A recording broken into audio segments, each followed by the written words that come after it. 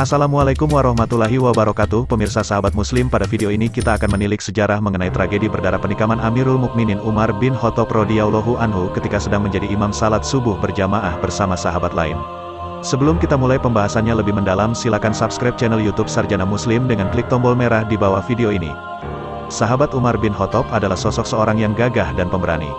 Nama lengkap beliau adalah Umar bin Khattab bin Nufail al-Quraisy. Sahabat Umar dijuluki dengan sebutan Al-Faruq karena ketegasannya Umar dalam membedakan perkara yang hak dan batil. Sahabat Umar adalah khalifah yang kedua setelah menggantikan sahabat Abu Bakar radhiyallahu anhu.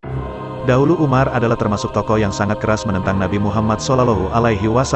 Atas izin Allah, Allah beri hidayah kepada Umar sehingga Islam semakin kuat dengan masuk Islamnya Umar.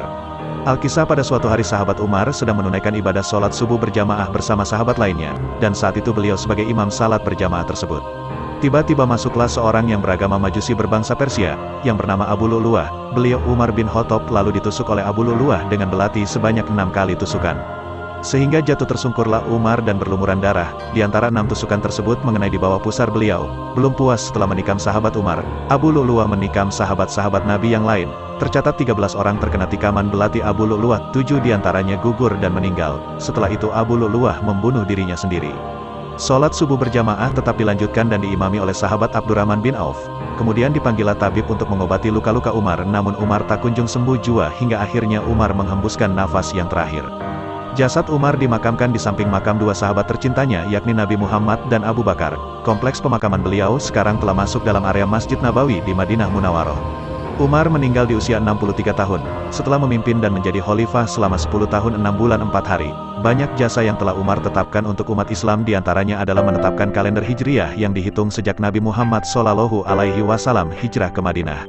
Umar juga menginisiasi perluasan Masjidil Haram dan Masjid Nabawi. Beliau adalah orang yang memerintahkan dibentuknya Baitul Mal dan beliau adalah orang yang pertama kali membentuk kantor pos untuk mempermudah mengirim surat di seluruh penjuru kekuasaannya, dan beliau adalah orang yang pertama kali dipanggil dengan sebutan Amirul Mukminin. Dan masih banyak lagi jasa beliau yang tidak bisa disebutkan satu persatu.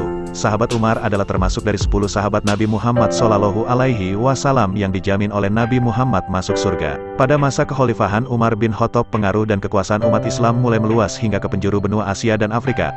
Baitul Maqdis atau Palestina mampu dikuasai umat Islam pada masa kekhalifahan Umar bin Khattab. Begitu pula kota Damaskus, Mesir dan kota-kota yang berada di bawah kekuasaan Persia dan Syam perlahan satu persatu mampu ditaklukkan Umar bin Khattab. Demikianlah sejarah ringkas mengenai sahabat Umar radhiyallahu anhu, seorang sahabat yang gagah, pemberani dan tegas dalam membedakan perkara yang hak dan batil. Semoga kita bisa meniru sifat-sifat luhur Umar radhiyallahu anhu. Wassalamualaikum warahmatullahi wabarakatuh.